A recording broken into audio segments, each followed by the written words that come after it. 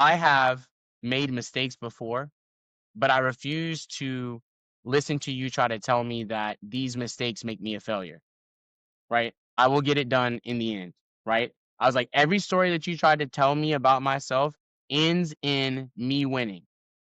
Okay. You keep telling me that I messed it up, but at the end, I won. So I promise to you, I give you my word that if you give me the opportunity, this story will be like those stories, right?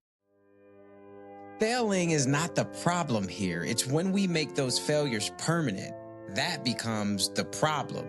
So I don't want to hear about only your successes without hearing about your failures. It's a journey forged by crucibles, battles, and messy processes. Here, we honor your pain, then we celebrate your triumph.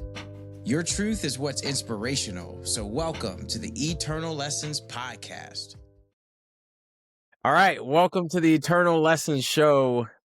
I'm super excited about tonight. We do not have a guest on the show, frankly. So this is Devin T. Adams. He's a really, really good friend of mine. And we go back like 4 flats on a Cadillac. And I asked that he come on the show and co-host with me, but we don't really have a guest. So what we're going to do is we're going to talk to each other because over the years, we've both served on each other's board of directors. And that is a special thing for both of us in terms of navigating our success. I mean, before I introduce Devin, let's talk about what a board of director is and why it's important for you to have one. Devin, do you want to talk about your board and then I'll talk about mine next? Yeah, I think generally it's always good to have people around you who can know, first of all, know you and understand like what are your core motivations and what are you looking to get out of your life. And they can kind of help you generally kind of corral that path, you know. And I think of always as the job of the board of directors is to kind of hold a mirror up to you about what it is that you said you were going to do or trying to do and show you whether what you're doing is taking you closer to that goal or further from that goal and giving you some suggestions that can get you either back on track or keep you on the right track. And so Mm, I think that's helpful and be able to introduce you to people or just I think always of them though mostly as people who just help me stay true to what they know me to be trying to accomplish with my life and with my energy and kind of keep me from chasing different things. So what about for you? yeah. No, that's good. I agree, and I'm glad that you brought in the mirror concept because I think your board of directors should not necessarily be a subject matter expert at a thing, but they should know you as the individual really well. They should know what your blind spots could be. They need to know what you tend to avoid so they can help you navigate whatever situation or path that you're trying to embark on.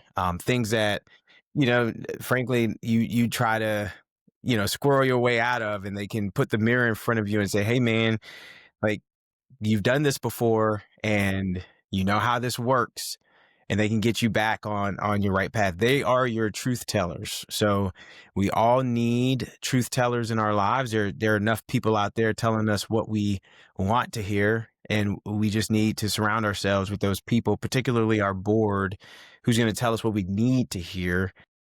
um I just think it's been great with you, Devin. Like you've always come and slapped me in the face and told me what I needed to hear, even though I didn't want to hear it. And I know I did the same thing for you. So it's great that we're on boards. Yeah. Okay. So I'll introduce you here real quick. You can correct me if I miss anything, and I tend to omit stuff sometimes, but you know, No you'll. worries. Okay, so Devin T. Adams hails from Birmingham, Alabama. So he was homeschooled throughout secondary school, or elementary school, or whatever, up until you got to high school. So you were That's homeschooled. right. The reason that you went to high school and you weren't homeschooled then is because you had aspirations to go to West Point. and you knew that you could become a little bit more competitive had you gone into the public school and started to, labor with your peers to be competitive, and you did that, and you ended up getting admitted. Initially, you went to West Point, and you were supposed to be the class of 2011, but you took the scenic route, and you ended up graduating in 2013. During that Yeah, no, you went into the Army, and you served as an infantry private up to specialist, and you earned your stripes in combat. You went to 4th Brigade, 82nd, yep, yep. 1508. And then Yep, you went back to the academy, and you had this renewed sense of understanding and appreciation for that's right. the world. And I think you became like a sergeant major or something at West Point, something that Yeah, you probably didn't dream of when you were going through the first time. maybe in my first 2 years. I went rogue in my junior year, but we'll get to that. Yeah. So then you left West Point, commissioned as a field artillery officer, did your basic course, um, and you went to the 173rd as your first duty assignment. And I believe That's right. you said they picked you, you didn't pick them, but you fought to That's get right. there. That's right. Yeah, I know. Yeah, I was supposed to go to Hood. I know this a lot of what we're going to be talking about today for emerging leaders. So I know there's the group of emerging leaders out there that are still trying to shake this idea that they can get the most by doing the least. The efficient tricksters. Uh, and I'm always here to tell you that, like, listen, I've done this probably every way that there is, and my message back to you is that the standard will always set you free. So just stay there with that, be excellent, and you'll be all right.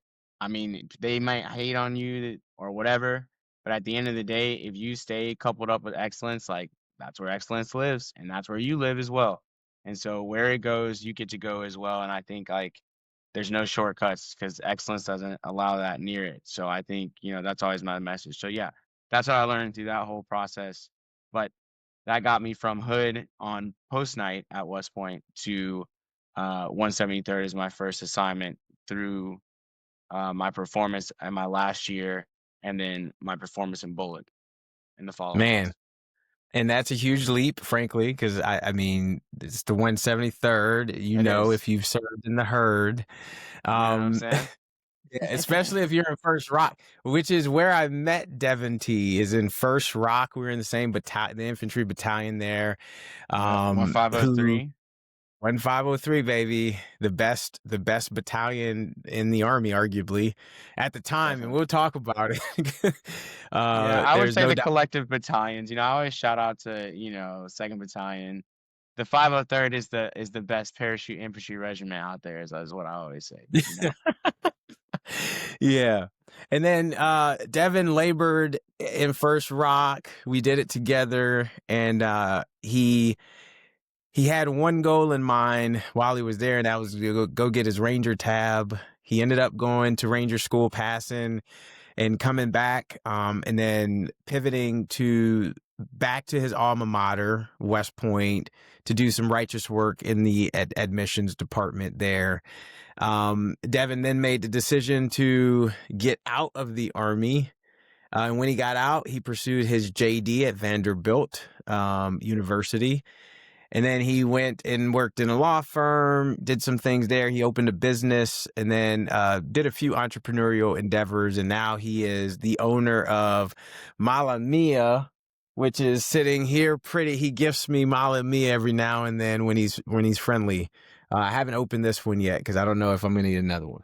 Or he'd charge me for the next one for Definitely, sure. definitely got to support the business, but I get it. Yeah. But anyway, yeah, that's Devin. And I just wanted to make sure all the guests knew, or the listeners rather knew who the co-host is on tonight's episode. So, Devin, Yeah, thank you so much for taking time to be here. absolutely. Thanks for having me. Thanks for the introduction. Excited to get into all the topics tonight, and yeah, tell it from all the sides of the story. Okay, so Devin, I don't have an agenda for us, man. We're just gonna sit. We're gonna talk about some experiences maybe that we've had together, maybe some arguments that we have that are have gone unresolved. You know, you disagree with me, I disagree with you on some things, which is good. You need healthy debate and friction in relationships is good. So I guess what we can start with here is how we met in the 173rd. Okay, How we I want to start with it. Let me start really quickly with a framework. So this is a co-host part of my job here. So Shawn Robertson. So I was thinking about this earlier today, and I said, you know what the difference is in our way that we go about life sometimes is that I think that Sean Robertson believes in the concept of high stake interactions. I know in a lot of your content, you're always like, listen, this is the opportunity you have, right? First impressions, like, right? People's like, opinion, reputation of you, all that's very true. And you take that in a literal sense to mean in the interactions, like on a regular basis. Like each time this is matters, it really matters. I've heard it. Whereas I think I'm more of like a medium to low stakes kind of guy. I'm like more of a strategic thing. It's like I'm definitely it's not that I'm gonna like so I'm gonna be really chill about the interactions. Like, right, no one day, falls it breaks the mold, so it's just it's cool. And so I'll lead into that to say I met Sean Robertson because people were like, hey, there's another lieutenant that I think you should meet. And I would be like, okay. They're like, yeah, it's Lieutenant Robertson. He's in the S2 shop. I'd be like, okay, that's what's up. I'm like, why should I meet him? Oh my goodness. I would be like, why should I meet him? Is he FA? And they're like, no. They're like, no. And I'm like, oh, okay. All right. And I was like, well, where did he go to school? Is he a West Winter? They're like, no. Anyway, so you get the picture. So I would just like try to get this out of people every time. But once they told me, I was like, okay, well, let me go see what this guy's about. So one night, I think I was working late, or we were all working late, or I was on staff duty, or some reason that I was there and you were there kind of late. So I just like strolled into your office, Mm, and really, I'll let you pick it up because I don't remember the interaction besides me going. I remember the room though. This got is it. how impactful this moment was. Is that Yeah. I remember exactly where this office was. Yeah. So you got to give even more context to this thing. Okay. So Okay. at the time, First Rock was highly, highly aggressive. And the battalion commander at the time and just the leadership in general were handpicking like the number one, the honor graduates from Ranger School, the number ones from their commissioning sources, top 5 from West Point. We had Harvard, Princeton, wherever, anything that leaked prestige was pulled into First Rock. So And I these, will and I'll add to that like and I would say even beyond prestige, like they were excellence hunting, oh, right? time. They were like, what we want, and this is my read on it, is like what we want are the people who are fatalistically obsessed with success. I want to know who wants to run the fastest, walk the furthest, who like needs this trinket for their life. Like who is down to put up with like absolute Any, bullshit, yeah, any, anything to prove that they're not a punk. When it was at the top of the top of the like conventional, like, highest honor of excellence that you could be in, it's these kids. Who's that kid? And I would argue that like that is the best way to set the stage because that's what we were saying earlier is like no, so I got there because I petitioned in the army on my behalf of like, listen, it's documented that there's not a better lieutenant in my job in this slot in this year. yeah, So if you guys want the number one, I'm the number one guy. Call them down here and prove it. Tell yeah, them, ask them. yeah, right on. And I don't know if maybe that was the intent behind closed doors, I'm sure, but what I saw was some very, very effective and driven leaders at the top that just would not accept substandards, and they knew that for the organization to thrive and push and be number one. They needed to find the most talented lieutenants. I mean, the lieutenants were the workhorses in this organization, period. We got after it, and they didn't need anyone, no dissenters, no one pushing resistors. They didn't need anybody pushing against that culture because people got fired. A People lot. got fired a lot, and you lost your job. So it was like we were there to roast. So anyway, that sets the stage a little bit for context. We were serious. We were serious. Our battalion commander would, open up every week, motor pool Mondays. We'd all be there. And frankly, he was one of the most gifted speakers that I had met in a long time, just gifted. And after his speech, he'd always talk about ISIS wanting to cut our heads off. And after his speech, I promise you, I felt like I wanted to run through a wall. I'm like, where is he? Where is he at? Like that's how I felt. So this is good, Devin. The reason I say this is good context because we were serious, and Very serious. I hadn't met Devin. I hadn't heard about Devin, right? And all I see is this happy lieutenant with this smile on. We didn't smile. We didn't smile. Devin walks into my office. My NCOs are like, I mean, it was serious. And he has a smile on his face. And he was like, hey, man, What's up? I need to come. What's up? I need to meet you. And I'm like, who is this guy? I said, I'm Like, does Lieutenant he T. not Adams. know? All right. Well, this is funny because this is what I'm saying. And the reason I started with the high stake, medium stake is because from my perspective, bro, it's already vetted. Even if I'm smiling, it's already vetted that I'm serious, kiddo. I'm here with you. I'm a lieutenant that is in this unit. It is no mistake that I am here. That was my attitude the whole time on First Rock is like, how dare any of you ever say that I don't deserve to be here? I got here the same way that you got here. You can look up the record. Nobody's really saying that I didn't get here. We're hating because I don't really know why we're hating. That's why I was so hell bent on getting my tab because I was like, listen, if that's what you guys feel like is a separation between me and you, there's no separation, son. I will get it done like you got it done. You went twice, you went 3 times. Like, I don't care about all that. You fell push-ups. None of you were straight through righteous. I don't want to hear it. When we bridge this gap, all that is done.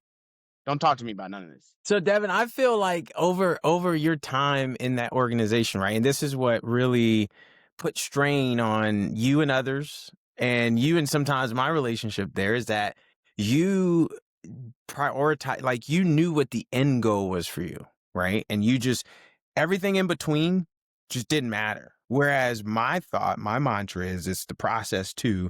Like why burn like 10 bridges to get to this end state where you can keep all these bridges intact, where you didn't really necessarily, I didn't think you cared about the bridges. And that was the conflict. Well, they weren't. My thing was, what are these bridges to for me? I'm not walking across none of these bridges. I don't even like y'all now. So like, I don't really want to walk with you at all. No, I mean, I don't mean to say it like that, but what I would say is that I think that my experience in First Rock, from my opinion, was I felt like a lot of people were grandstanding at me about a lot of nothing. Some people had a lot of problem with me or whatever, but the record stands to this day that like clearly I came there, I did my job, I got my tab, I left on good terms, I continued on my army career. So I've been looking at everybody all this time about this like, can you guys run this back to me exactly? Like, I didn't have an ND, I never failed a mission, right? We're talking about more of like the style points of the water cooler politics. But what people didn't understand about me is like, I already had a CIB. I already had an EIB. I was vetted in the infantry, came from 4th Brigade, 82nd. I was in 1508. 1508 is what 1503 used to be. So in fact, I'm in the exact same regiment the whole time. I've been 1508, 1503, all of its iterations. I've been in pedigree in this. So I grew up in this. When I got to First Rock, there was a guy who was in my squad when I was a rifleman in Afghanistan who was in my squad deployed with me. If he's got respect, We did the same thing. Mm. You could go ask the man. I Every mission he was on, I was on. So if he's vetted, I'm vetted. I'm now field artillery. I'm one of the best at this. I have a specialty that you guys don't even know about because you're over here pressing me about nothing, right? If you would ask me, I'll tell you why I'm walking around with my chest out because I know some stuff that you don't know, which Mm. is like I'll drop any bomb in the world. And I know a whole bunch of stuff that I get to talk to the commander about how we're going to save a bunch of lives. And that's why they brought me here. And they're going to use me for it. And it's going to be great. So my thing with everybody was like, you're not respecting the unit and the leadership by believing that they selected me the same way that they selected you. Mm. I don't think that wasn't what they believed. I think you may have come to that conclusion that, they believe that you didn't go through the proper selection. I don't think that's what it was. No, that's not what I'm saying though. I'm Yeah. saying, or what would you say was so we can go back to the serious comment, right? So, or like the serious idea. So like, what was it about me smiling in that environment that Culture, that culture, seemed culture. You okay? And the really, culture was don't smile. I mean, the culture was nug, work hard, deeds, not words. Nobody wanted to hear what you had to say. Introductions that comes later. And here's the thing. I'm not saying it's right. I'm No, not, I'm just asking about it. but I'm just letting you know. But because I think it's important for these emerging leaders or people out there, particularly those in the military. I'd extend this to people who are not in the military. No, I agree. Know where you are, and be able to identify what the current culture is, whether you agree or disagree with it. And then you have to find ways to navigate in that. This is why I love you though. This is why I love you, because you are willing to shatter that. Well, my thing about it was, again, even as we talk about this, I would like to talk about and explore for the people who are listening what some of these supposedly taboo things that I was doing, so that we can establish actually like how ridiculous culture can be, and that can segue us into some of the issues that we're having in that unit, which is this. The first thing I'll say is that remember, people told me about you and suggested that I go seek you out to talk to you. Now, earlier again, I asked them, why should I do that? And they never did tell me in a technical sense, right? I kind of let that drift as an innuendo. But now that we're back to it, I didn't even know until I walked into the room that you were black.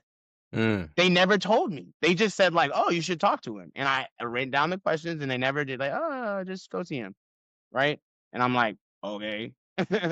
So when I walked in the room, I'm like, "Oh, yo, he's not crazy."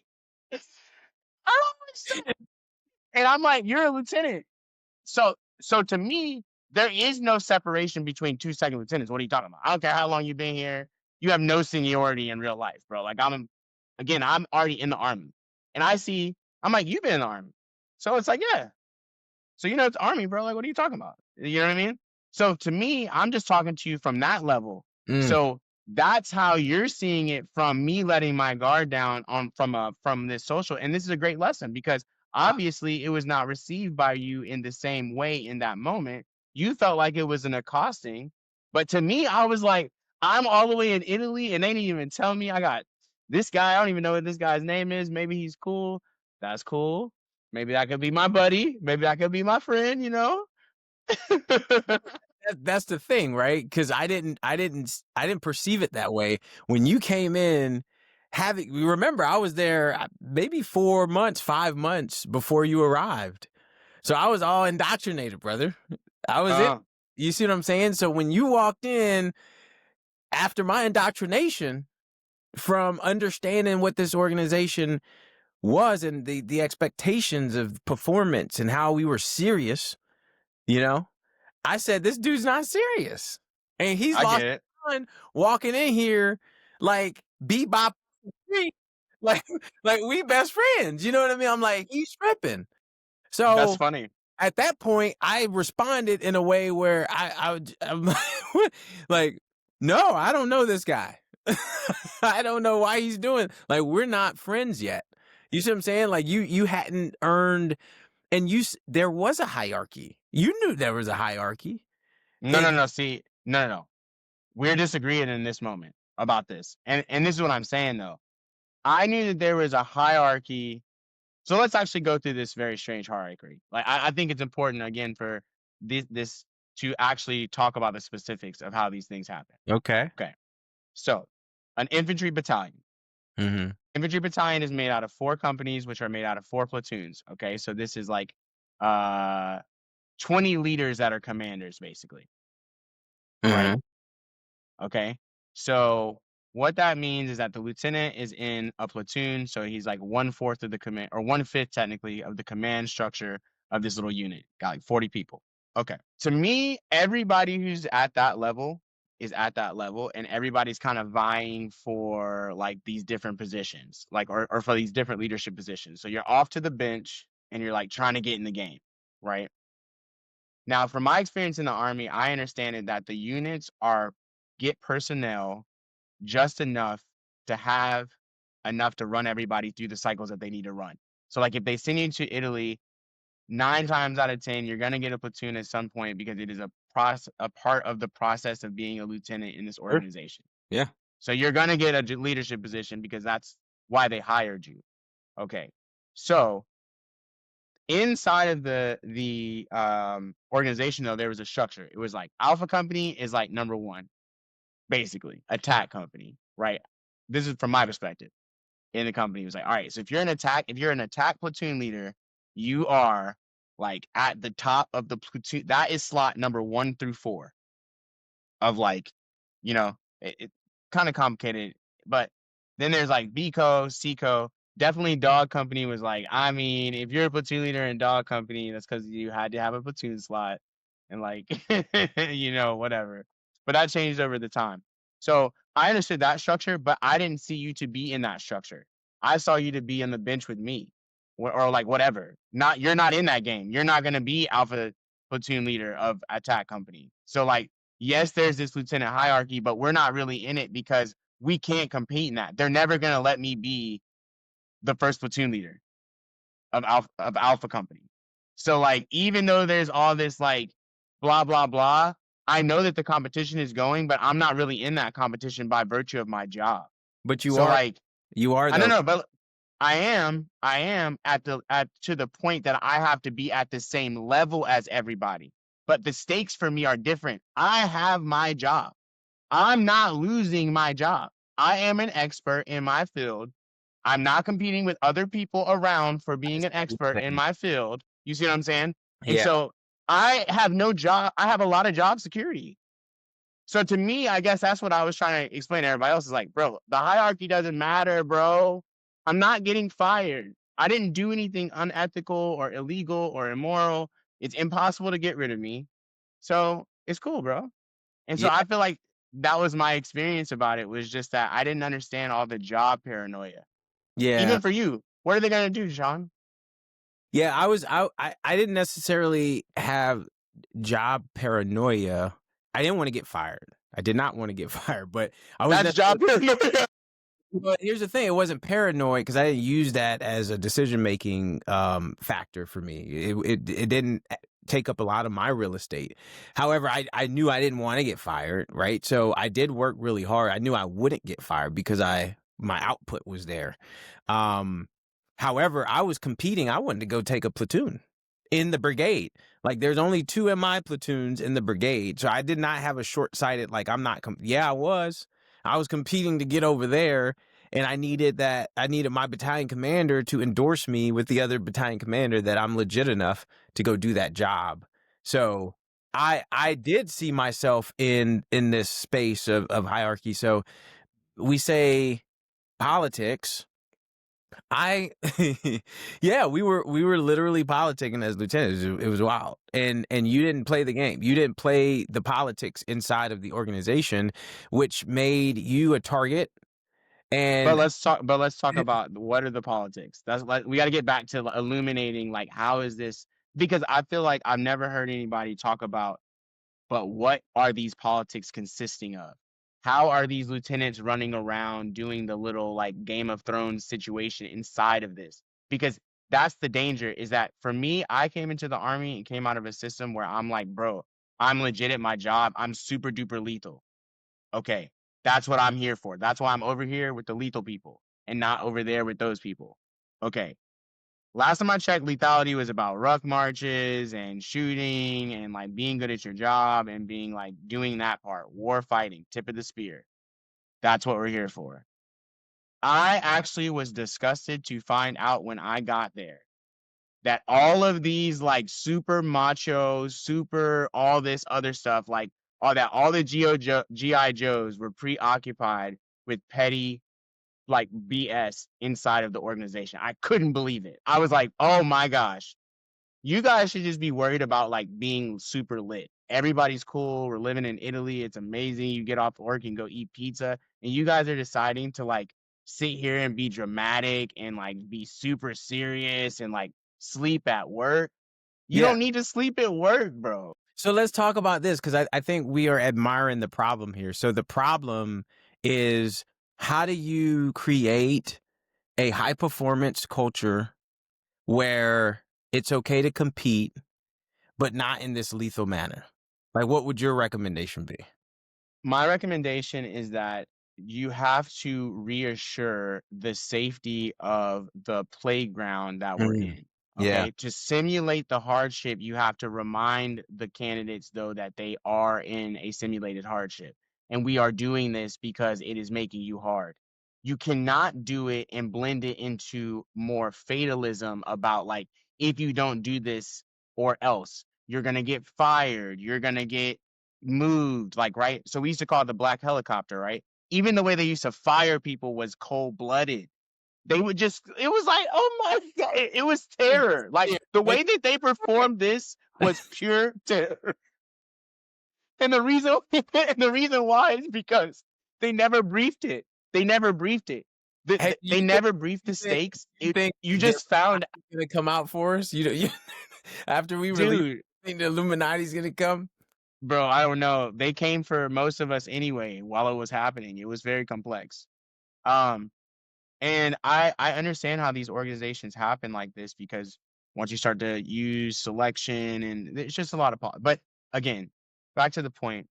My point is that I felt like the failure of the system is that there was not enough reassurance and encouragement about why we were doing all of this necessarily. I Mm, felt that a lot of times it felt it made it more like not in group out group, but it made it more like a cult because it's like if you're not playing the game, then we even if you're good, we're not gonna let you do it, or we're not gonna like let you in, or we're gonna send you away. So that's what made it very manipulative. It's like, what? If I don't do what, you're gonna do what at my job? Not because I'm bad at my job. I just crushed everything, but you're like, you're gonna give me a mid-grade situation because like I didn't comply, but not like you know what I'm saying? Or like not comply like with an order, like comply with the culture, you know? But you let me be excellent in the culture. You know what I'm saying? But like, let me ask you this. Let me ask you this. Sorry to derail your thought here. sorry. Um, I want to know from your lens, and just respond to this plainly here. Was First Rock not the best organization? I'm talking about the way it was oiled and how we performed in it. Was it not the best unit that you served in? It was the best unit that let me think about this for a second. Because Um, I was in a highly functioning battalion before too. Um, I would say that I felt that the brigade at that time was doing very well as a collective. Okay, so mhm. so the 173rd is a brigade, and I think that inside of that, that our battalion was also doing very well. I think the second battalion was also doing very well, right? And I think that we saw contrasting leadership styles in the two battalion commanders that were there. They had different career paths, and so they had different pedigree too. So that's complicated too. So they have different like coaching trees or general trees, however you want to look at the way the army is. I don't know if people know that either, that there's like coaching trees and, mentors and mentees and da da da da da da da. And yeah, you work for that guy and yeah, tribes, they pull you up from when you're a lieutenant. And I guess that's another thing is that I understood that I was not going to stay to tribe, so that's also why I wasn't really interested in the politics because I knew at that point that I was gonna do what I needed to do to be excellent at my job, right? And to like get my tab, which I still was gonna need to compete for a slot because I had a slot and failed twice, and I had to earn my other slot. So I did end up getting serious though. I was only not serious for like the first 6 weeks, I'd say. No, maybe three I was looking at months. that. Yeah. 3 months. Yeah. I'd say 3 months. And then I realized like, "Oh, well, no. When I got back from Ranger school, when I failed Ranger school and had to come back, that's when I was like, "Okay, hold on." Yeah. Yeah. I was happy go lucky till I Yeah. got 48 and then I was like, my whole world crashed down in front of me.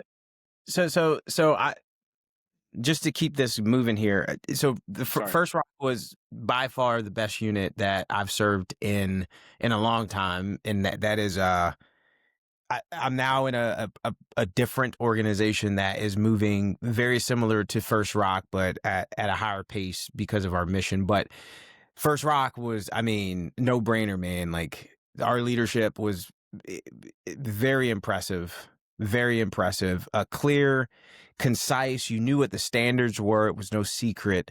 The culture to me was of excellence. Like every day I woke up in that organization, this is just me, okay? So you may disagree with this, but every day I woke up in that organization, I knew that I was coming to some hostility and I knew that I was going to get pushed to my max. I'm talking about you go home, you go right to sleep, you wake up, and you do it all over again every day. And I attribute my success in the Army. And when I was at West Point and, all those high performers that I got to mentor and coach there, they'd ask me, like, where should I go first? I'm like, you go where giants go. You go where Of giants, course. you Of go to course. 173rd because they will tell. But I think the culture of the 173rd had changed over the years because of, our generation. But, just a phenomenal organization. And what I want to branch off to here is our relationship in that unit where that's when the truth telling started coming out between you and I. And I think it's special because we held on to that over the years. And in order to give the truth has to be received, because if you give the truth and it's not received in a way where the person's like, taking offense to it, then it's hard to give the truth. And you just never did that for me. Like if I told you something, you were analytical enough or interested enough in your success where you'd be like, well, Shawn, let's unpack that. You're always willing to unpack it, and that formed our relationship for the truth. And, I respect it even today. Yeah, what's the challenge I made just a moment ago, just to unpack like what we're talking about? Let me give the people an example of some craziness from First Rock and that Shawn illuminated for me. So first, let me say this up. So okay, we meet each other, boom bam. Okay, Shawn looks at me like I'm crazy. Eventually, we become friends because I'm like, yo, you're gonna be my friend. And so we form a bond. While we go through this process, oh, actually, I'm gonna tell the real story. At some point, there was a lieutenant who came to me in this first 3 months of me being a lieutenant in First Rock, maybe my first week. And he walks up to me and he's like, "Hey, are you Lieutenant Adams?" I'm like, "Yeah." He's like, "I got a job for you." I'm like, "Okay." You gotta tell this story. This is great. Yeah, yeah, this is great. This is really how we become friends. I got to tell the whole story. I'm Yeah. I'm gonna try to keep this under like 3 Yeah. minutes. So I'm gonna No, like go time ahead, myself. man. Okay. So this guy walks up to me and he's like, so again, everybody listen, another lieutenant. I have to tell y'all, I am an old school Army guy. If I am a lieutenant and you are a lieutenant, I do not care, bro. I don't care what your job is. You could be the general's aide. It doesn't matter. You're still a lieutenant. By the book, you're a lieutenant. You're not over me. You have no authority. You have nothing. I'm not saluting you. There's nothing you can tell me to make me bend the knee to a fellow lieutenant. Nothing. I think that's what people didn't understand. I'm like, what are you talking about? Why would I care, bro? Especially, again, this is old school Army. I want everybody to remember I have a CIB on my chest and I have an 82nd Airborne patch on my right shoulder. And we are in the 173rd. That is the marker of like, hey, there's only two markers over there. That one and the regiment. That's it.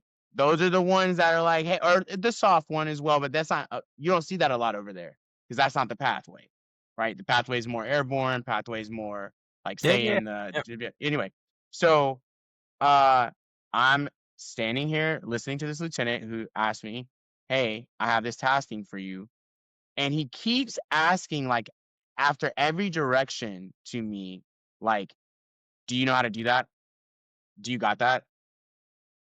And I'm like, this shit that you're telling me is not something that I shouldn't have.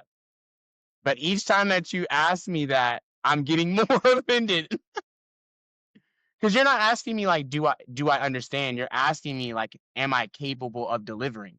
This is what the line of questioning is to me, right? So this guy keeps asking like, hey, bro, I need you to do inventory on this arms room. Have you ever done that? Yes, I've done it. Are you sure you've done it? Are we serious? Like, you know what I'm saying? And so I'm like, yes, bro, I've done it. He's like, okay, well, this one's like a super complex and it's like all these rooms and it's like a real shit show and blah, blah. So like, it's a lot to handle. And like, you sure you can handle it? Y'all, by the fifth time that this dude asked me if I could handle it, I'm like, honestly, about to hit this dude, right? But we can't do that. But I'm deeply like, bro, you're like belittling me and I don't understand why. You don't know me. And I don't understand why you're doing this, right? So finally, he keeps talking about how messed up this is and how, the person who's responsible is this idiot, blah, blah. And so I was like, well, who, whose job is it for this to be like squared away? Like, who's responsible for this? It was the guy who was telling me how tough it was. Oh man. So That for was 10 so minutes, this dude told yeah. me that it was the most messed up job of all time. And ultimately, it was his messed up job. So, anyways, I now understand in maturity that because he was the person whose inventory he was telling me about was messed up, the reason he kept checking me to see if I could do it is because he felt like because he couldn't do it, maybe Mm. it couldn't be done, I guess. Right. You were a But I threat. didn't understand that until the end of the conversation when I asked the question. But now, Shawn, apparently this question was the beginning of this was my Icarus moment. I found out, right? This is like what started the whole, this guy doesn't get it conversation. So this was a very complex arms room job. I had 5 days to like do the whole HAC arms room. It was crazy, y'all. A crazy experience. But I made a very complex system. I worked 20 hours a day with like 5 specialists, right? That I didn't know. First day on the job, I inventoried all of this stuff, so much stuff, right? I can't. It's like mind numbing to think about. I can see it all in my mind. Tagged it all, got everything squared away in the time limit, saved the day. It's amazing. And guess who made sure that it almost didn't get done? Everybody, listen to me. Remember what we're talking about here. I'm smiling and laughing. I'm an expert. Shawn's scared as hell, serious as hell. Gotta be nice to everybody. This man right here came through and almost ruined 5 days of hard work. That is still the most complex thing I've ever had to do was actually like fix this problem. But I did it. And what happened was Shawn is one of the XOs for one of the platoons or somebody. And he was responsible for all of this inventory or the nods that they had moved. They had just come back from forward deployed in Europe and we had all this stuff in the middle of me doing this arms room. We had this influx of all of this private equipment from the field. So like I got a grenade inside of a bomb site. Okay. So the whole time I'm doing this, Shawn's like right there with me, like, man, this is amazing, bro. This is like really crazy, bro. Like, you're really kind of doing this. Like, the first day, he was like, I don't know, bro. It's a good question. He asked you whether you can do this. But by the third day, Shawn was like, this is pretty good. This is pretty good. I think you're going to make it. I was like, yeah, I'm going to make it, bro. So on the fourth day, the people come in. So this is like, oh, snap, grenade, da, da, da. So I find an area in the place to lay out Shawn's stuff, and we go through, and I do the thing. Check off his inventory. There's a missing piece of night vision goggles. Y'all, there's got to be like 10,000 pieces, or I don't even know how many pieces of equipment. So much equipment. And I have one missing piece of nods. I've laid out everything that we own, and I'm missing one set of nods. In the end, it ended up being that the missing nods was actually a marking mistake. A marking mistake, Oh my God. right? And that we double counted. And I say we because it was a collective moment, right? I won't blame. But, you know, that's where the thing was. Because I kept saying, like, I've looked at everything, I swear. It's all here, you know? And we had to shut down the battalion right before we went on leave. And if we didn't find this nod, and so basically what I'm saying is, so the introduction of what I think is like what should be a triumphant first week for me, it started with this guy checking me about how I couldn't do this impossible task. And it finished with me doing the impossible task. Okay. And in normal parlance, in normal culture, we would think this is a good thing. Lieutenant Adams is a problem solver, fixer guy, public moment. And even at the last minute, this other lieutenant made a mistake, but Devin figured out how to unsolve the mistake and prove that it was a mistake and that we had everything, right? So save the day, save the other day.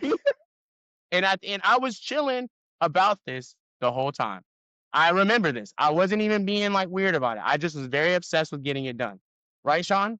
I Yeah. was never being like, oh, I told them. I just was like, bro, I'm telling you it can be done. I'm gonna get it done. So at the end, everybody gets released.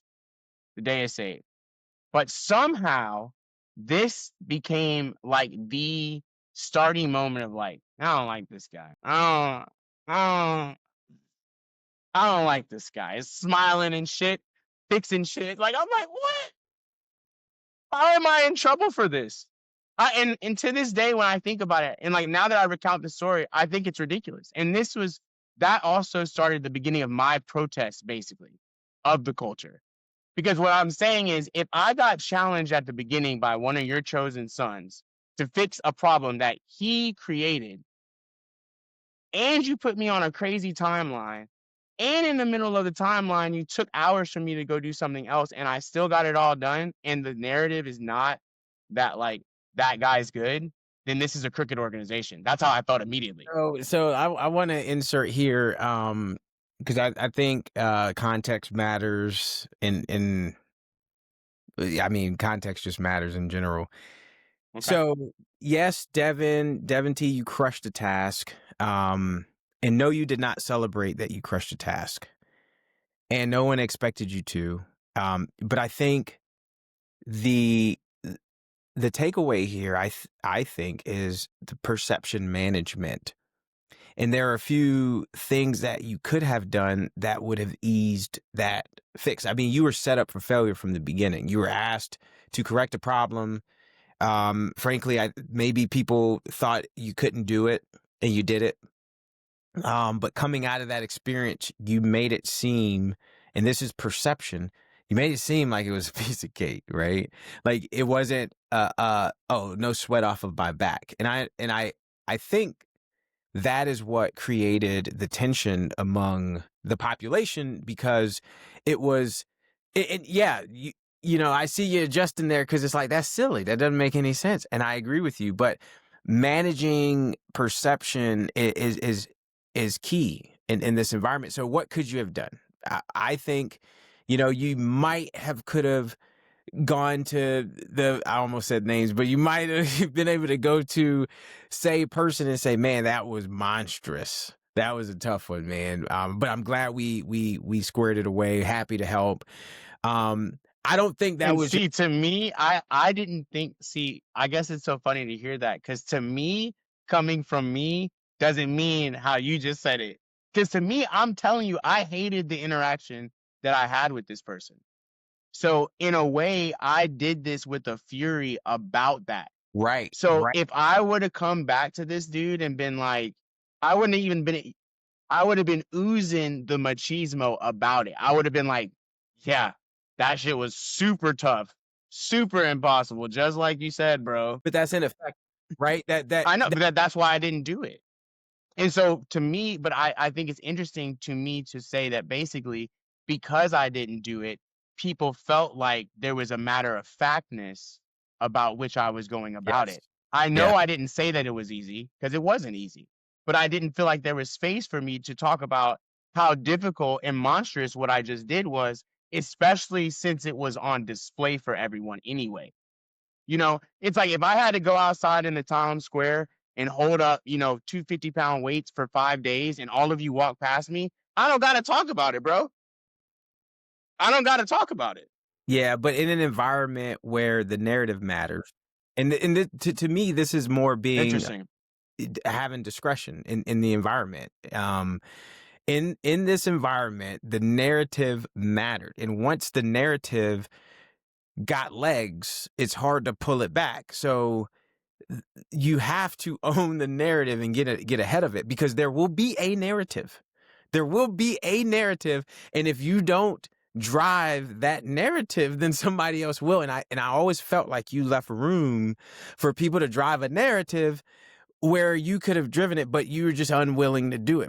Sometimes, not all the time. Sometimes I grab you and be like, "Hey, Devin, like, come on." You'd be like, the Devin T move. Well, well, It's my thing is, go ahead. no, I mean, I'm pretty much done there. But bottom line, just to circle back here and conclude, I think what we can teach emerging leaders to do is, I mean, if you do not own the narrative, then you are leaving yourself open or susceptible to any narrative or any perception that might take legs against you. So you can drive some of that through your actions. You own that. That's right. And I think that that's true. And I also would give the other side of coin and say this. It's important every time that we talk about First Rock for me just to underpin this.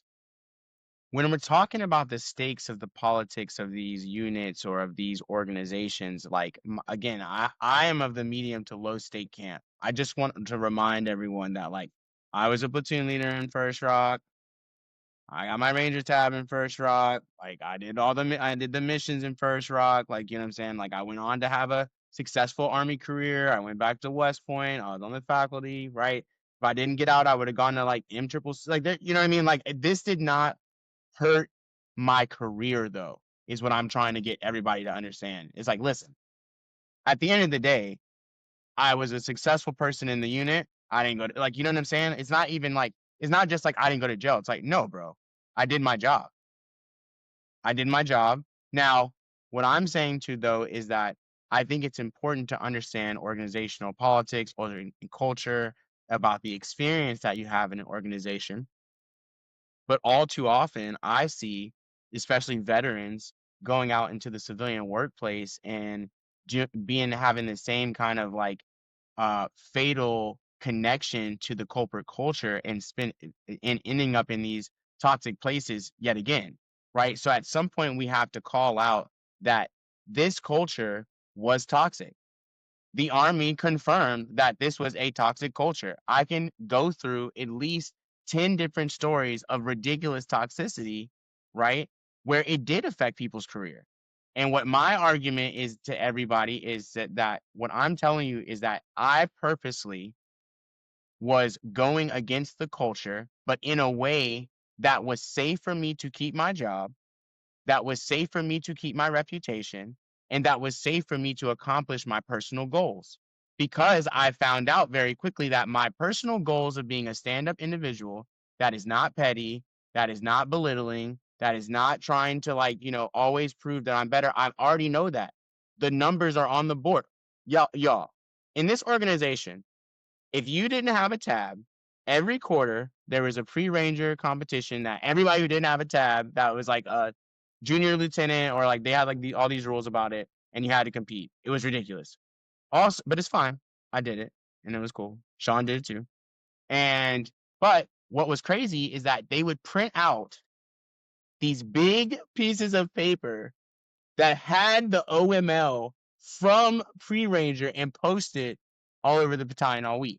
Now, I understand the motivation. I understand, like, camaraderie and stuff. But when you understand the culture that we're in, this is just like more like a humiliation ritual almost for the people who didn't do well. It's cool if it's 100 people on the list. If you're 67, your platoon is looking at that and being like, damn, my platoon leader is 67 and he doesn't have a tab. This guy sucks, and it's like, why are we doing that? Everybody who wasn't a jump master had to go to jump master, and through the whole week, they would post all the OML on all the doors everywhere in huge letters. Now, I was very fortunate because through my time at First Rock, I found myself at the bottom of those lists a few times, but I also found myself at the very tippity top of that list. So I had both of the experiences. So again, y'all, I'm just saying you can get along with everybody, or you can just beat them at the task at hand, and everybody can complain about it. Everybody can hate you about it. But if you simply perform and refuse to play, then like, what can anybody really say? That's all I'm saying. Is like, you're not even going to be able to recount any ugly stories about Devin doing that to nobody. And so that's what I'm just telling everybody is like, I learned that lesson in that organization was that, you know what? Beating everybody at this, whether they acknowledge it or not, they will all know because they were all witness. They had to watch it. That's what that culture showed me. Is like, oh, if we're gonna post the results everywhere, this is what you glorify. Let me show you how we play the game. When you guys look at the board, no matter what you think about me, you'll see me, a little rising star. Who goes from 67 to 31 to 15 to number one? A Well, I mean, story. I mean, Devin, but you're the success of that culture. As I look at it, right? And here, I know you're shaking No your head. way. I'm gonna tell you why. So I didn't know what toxic leadership was at the time, right? So I would have never left the office and saying, man, that was toxic. You know what I mean? Like, I didn't have a clear definition. To me, toxic was maybe someone you getting your hands put on by someone, like something egregious, right? I didn't know Like hazing. yeah, I didn't know the subtleties of that type of toxic culture or whatnot. But what I did see was extreme accountability throughout the organization. And I had an appreciation for it. I did, because it weeded out a lot of excuses. It weeded out a lot of people that, didn't belong in that community at the time because they weren't willing to do the things that the culture asked them to do. So I just didn't See, have same. So that was our argument. But we didn't know back then. You never told me, Shawn, this is toxic. yes, Like, I did. you never said that. You were just hurt. I mean, what I saw in you was that you were just, being naughty. you weren't doing the right things. And I was like, this man's got to do the right things. But I that's mean, lens. I didn't know that, you had this. I promise you, because then it became a part of like, well, you're saying that we're in an unethical situation right now, right? But I don't think you and I had ever concluded. We knew that it was all fucked up. We knew that things were, people being put on multiple staff duty shifts, having to write extensively on staff duty and do those types of there's things. so much. Listen, y'all, this is the craziest unit that ever lived, bro. We had to write essays on. Yeah, we have essays. Hey, they need to get back to that. That was amazing, but it was very, again, I feel like maybe I didn't have the words that we have now, like toxic or unethical or whatever. Yeah, we did not. But I do remember always saying that I didn't feel like the culture was right. And in not feeling the culture being right, I refused to participate though. And your messaging to me was like, you can't not participate because you're already in it. And my thing was like, I participate at the level I have to be in it, meaning that it's my job and that when I go to work, I'm telling you that we again can conclude that I'm doing my job. So beyond that, I just cannot with everybody. So Yeah. like no matter what the stakes are from a political or reputational situation, I am exhausted by this behavior and I do not see benefit for me long term in participating. Mm. And that's where we got to the conclusion was like, bro, I've jumped over the moon for these people. I've jumped over the moon for these people. And they are still say whatever they say. So they're just gonna say what they say. And it's okay. So who do you think, we got a few minutes here, and I want to at least talk about this. Who do you think who was the most influential leader to you during that time as a lieutenant in the organization? Well, I'll say it's different things. It's different things.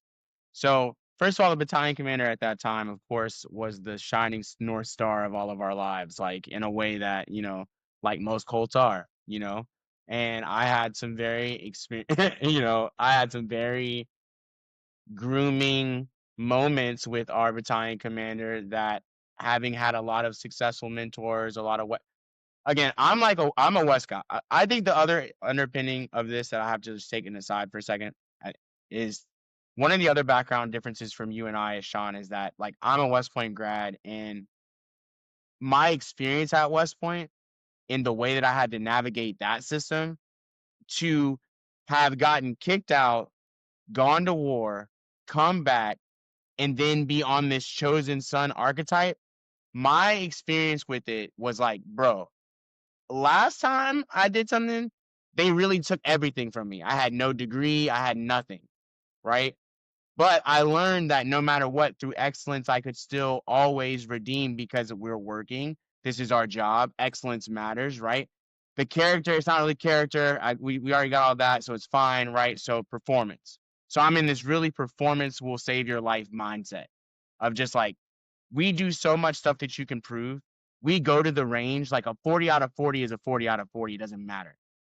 Like, don't, and so that became my calling card. So when I went to the 173rd, or when I met the battalion commander, the first interaction I had with him was one of the scariest moments of my life. I had at this time been through a lot of crazy stuff. And the moment I met this man, I was like, oh my gosh.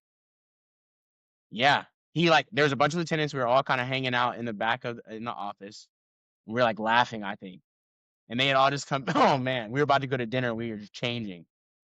Man, he came around the corner. Everybody just jumped to attention. And my back was to the room, right? So I just was at attention. He kicks everybody out. Or he asked everybody a question about like what are we doing this weekend, blah, blah, blah. And then I don't remember what I said, but I obviously said the wrong thing or something because he kicked everybody out of the room and then I don't know if he shut the door at this time, but anyways, he just blah blah blah blah blah blah. Who are you and like what's your whole thing?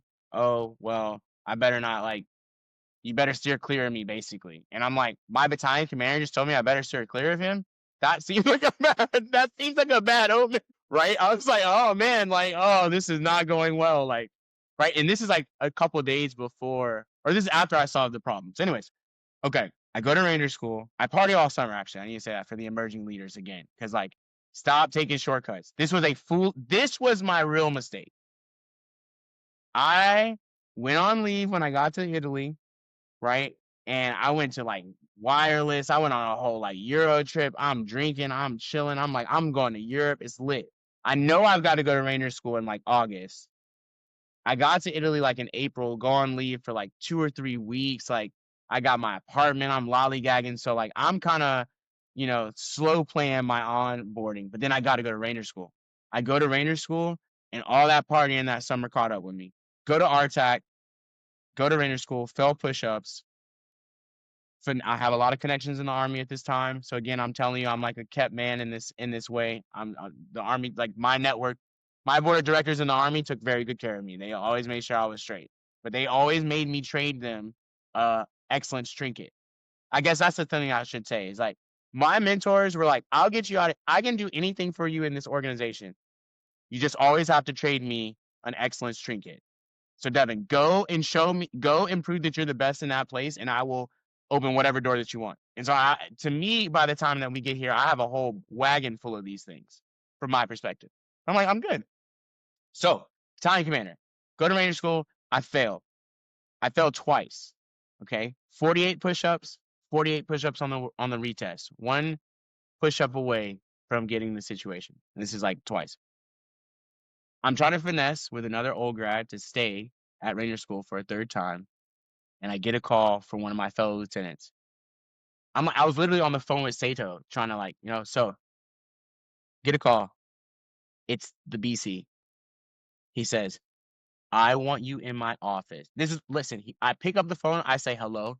He says, I want you in my office in 36 hours. You are an embarrassment. Get back here. And I'm like, sir, well, can I get back here? Click. I say, yo. Oh my. Oh my God. Like, I'm as small as an ant, bro. I'm small as an ant, y'all. I can't lie to you, man. I'm telling you, I had a bag full of trinkets. I don't lose a lot. I don't lose a lot, bro. So I'm already feeling like extra embarrassed that I've failed Ranger School twice. And I was all talking a big game before I went. I was like, of course I'm gonna get my tab. Of course I'm gonna pass push-ups. Of course. Now BC says 36 hours. So I gotta literally climb, hop, jump, try to get there. I literally stroll into so I'm on the plane and I have a real moment of life. And I'm like, I've got to talk to the colonel and like, this is not gonna be good. So, like, what am I going to say to this man about how he should keep me, basically, right? Because I'm like, oh, I might get fired, I might get fired. But what am I gonna say? And I remembered that I had my head shaved, and I was like, I'm not growing my hair back until I get my tab. Number one, I'm gonna shave it, and like as a penance to myself, right? Because I used to like my hair a lot. And the second thing was like, I'm just gonna tell the colonel that I'm committed to doing it and that like no matter what, that like I'm gonna show that I belong here, basically. So we have this moment. I get back to his office, 36 hour. They're like, the colonel's waiting on you. I get there, drop my bags, and I had the most intense psychological operation done on me in my life. Okay. Colonel's like, why'd you fail? And I'm like, sir, I failed the push-ups, blah, blah. He's like, no, I know you failed the push-ups. Why did you fail? And I'm like, he's like, you fail because you don't really want to be here. And I said, sir, I definitely want to be here. He's like, you don't want to be here. I've been asking about you while you've been gone. And I'm like, oh, like, what did you ask about? Like, what did they say? He's like, they said a lot. They said a lot. I, I said, what did they say, sir? He said, they said you got kicked out of West Point. Is that true? I said, did they tell you I graduated too, sir? That's what I said to him when he said that. He said, they told me you got kicked out of West Point. Is that true? I said, they tell you I graduated, sir? And he said, what does that mean? I said, sir, it means I graduated.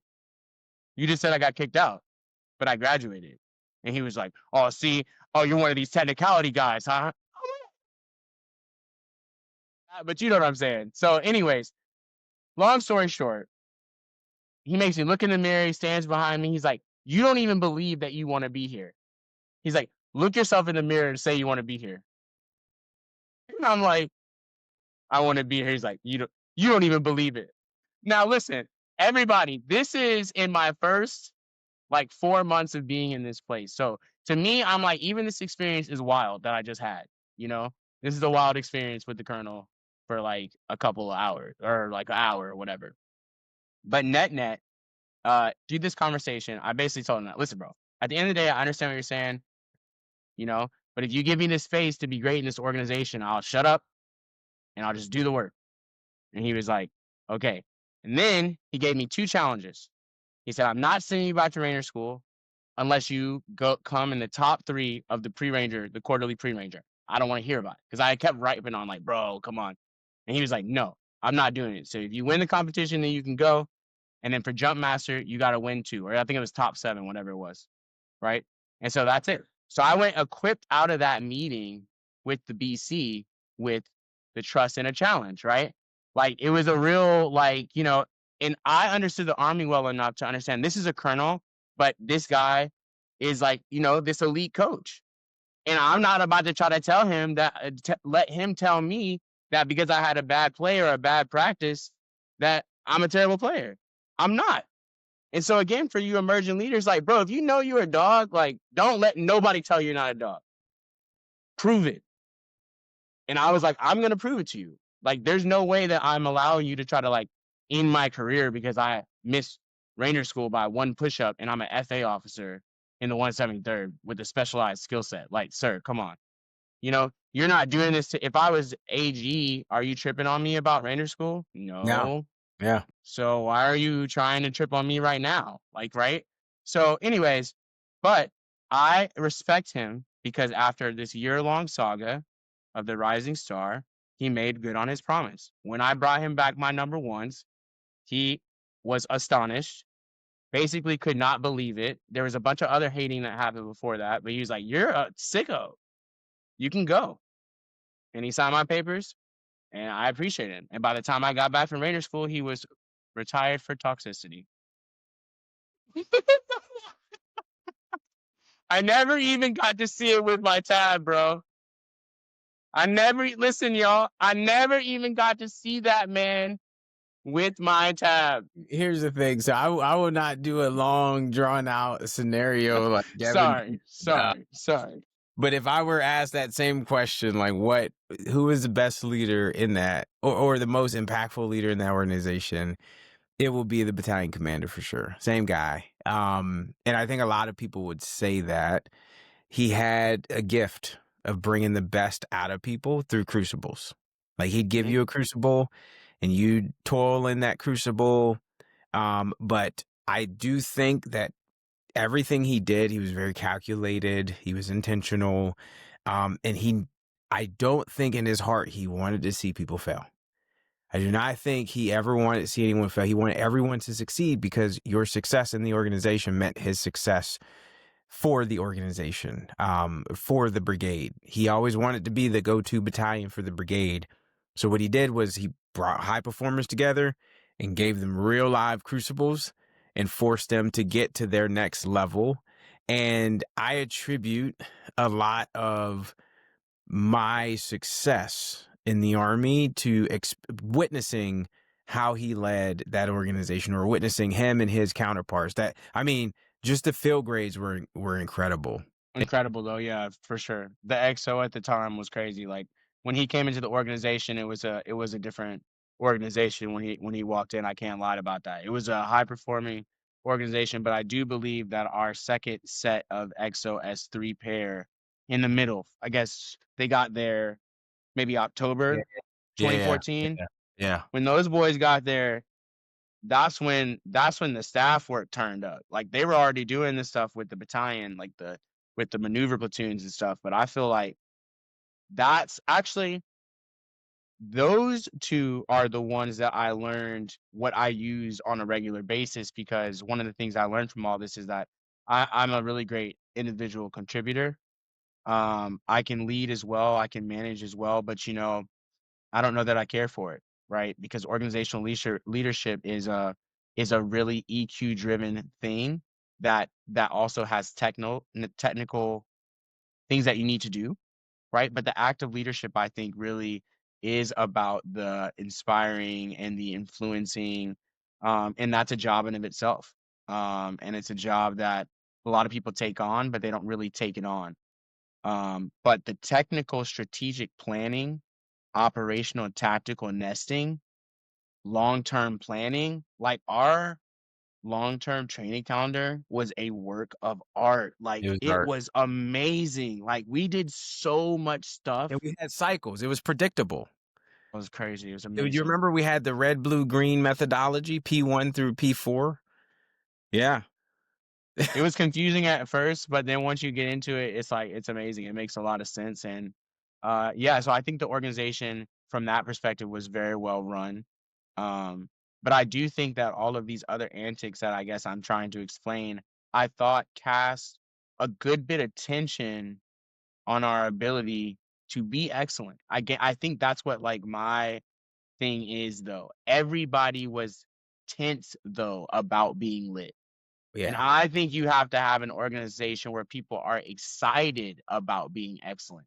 Yeah. That's what disappointed me about my experience in First Rock was that I can't believe that all these people who are high performers and who are high performing are not having a good time about it. Mm, It was like high performance slavery or something. Like, you know what I'm saying? It was like everybody was really down about the experience, like they had to be excellent. yeah. It was just like, "Oh, man, like, I better be excellent or I'm gonna lose my" and I felt like that was the one thing I would want it to have changed about it if I was a leader, was just to try to make it a more encouraging and comfortable excellence exercise, but I felt like the underpinning was always a lot of risk. Yeah, I mean, I think there were trade-offs in their heads at the moment. The leaders, at the helm, I think they saw it as if we create that type of environment, we might confuse the people. We need to be very serious about because here's the thing, it was we those leaders wanted to go to combat and they wanted us to be ready for it. And they didn't fuck around, man. They did not. It was about life or death, even in garrison. And Yeah. they replicated that and they made it about life or death. Everything was Every about it. So meeting, every all of it, and I agree with that. I agree with that, but yeah, I think it was interesting too when it comes to jumping. Jumping is such a big part of the airborne culture. I think I remember coming from Bragg that our airborne procedures in Italy were really, really buttoned up. yep, Sometimes Bragg, you do a lot of jumps, you get a little casual. I remember like JMPI in the 173rd was like, you better not talk. If you talk, or, like, there's, like, rules like that are so interesting, just, like, if you're like, why are you talking? Don't talk. right, At right. Bragg, we used to, like, joke and, like, you're talking to your buddy next to you while you're getting JMPI. Like, never in Jumping First wasn't Rock. fun like that. Yeah. It wasn't that Why fun. are you laughing? Mhm. We're about to jump into Germany. We're Yeah. about to invade a country. And so Yeah. I do agree that that made the mission-focused stuff That's really what it fun was. and So exciting. so that's what it was that anyway, we gotta come to a conclusion here. And I think the last Sorry. question that I want to bring to both of us, and maybe we should have this at the forefront, and I'm trying to dig here, but what do you think is the eternal lesson from First Rock? What is your eternal lessons like? What did you get from that experience that you took forward with you, and it shows up every day. It's vivid. It's there. Ooh, so much stuff. I learned so much stuff there, honestly. Okay, let me think about it for a second. My eternal lesson, can I have two? Yeah, yeah. On the first side, it's to, I think, assess and then stand your ground, but know the consequences. So, what I mean by that is it taught me a new analysis about like my behavior or about like my existence with people or whatever, which is okay, if you're not going to play nice or if you're not going to do the internal like whatever, then you just got to like stand on that. But you got to know that that's like a risky proposition. So you can take no other risks in the organization. You can't be late, your uniform's gotta be right, right? Because you're not kikiing with everybody, so you have no credit, basically. Does that make sense what I'm saying? And so I learned that of like, okay, that's interesting. So you need to do that, or you need to make the choice of kind of, ingratiating or whatever. But then I also learned at the same time that that is a clear separation from the work and the tasks at hand, and that there, no matter how you feel about the people that you work with or any of those things, that you owe a duty to be excellent to the task at hand, and that no matter what you think about everybody or whatever everybody's thinking of, whatever. When it comes to this airborne long-term planning, when it comes to this, fires planning, when it comes to this airstrike, like this is serious stuff. And serious stuff always deserves like your serious attention, I guess is what I'm saying. you know? So serious tasks require serious attention.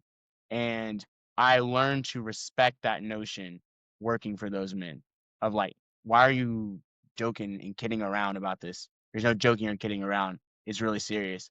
And then when you analyze the task, you kind of understand like why the tension and culture was that way. So Yeah. those two things.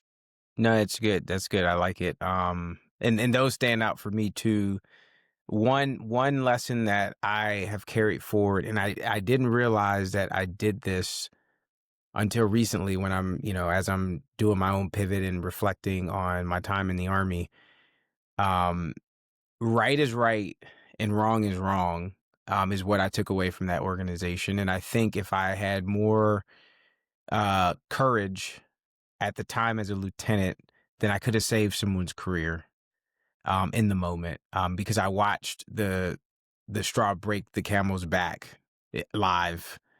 And there were a few people in the room when it happened, and me being one of them, we could have intervened and made a difference for someone's career at the time.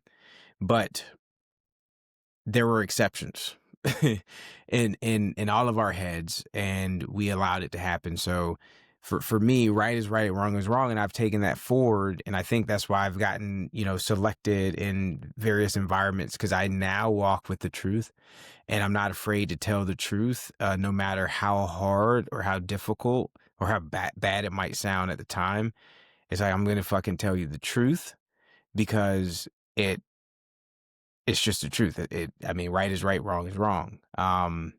So I've never deviated from that after that organization. Right is right, wrong is wrong, and just push forward with that.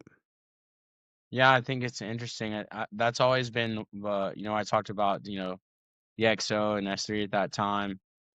One of my only disappointing things that I ever found out about that person was that they were in that room and didn't stop that situation from happening, and because it's tough though. I mean, who's to say if I would have been there, I don't know what I said would have said anything either. I probably would have been like, down with the head. No.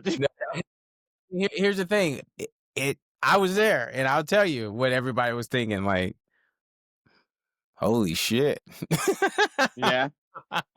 you know, nobody, no, it's almost like one of those things. Everybody was trained for combat, but we weren't trained for that.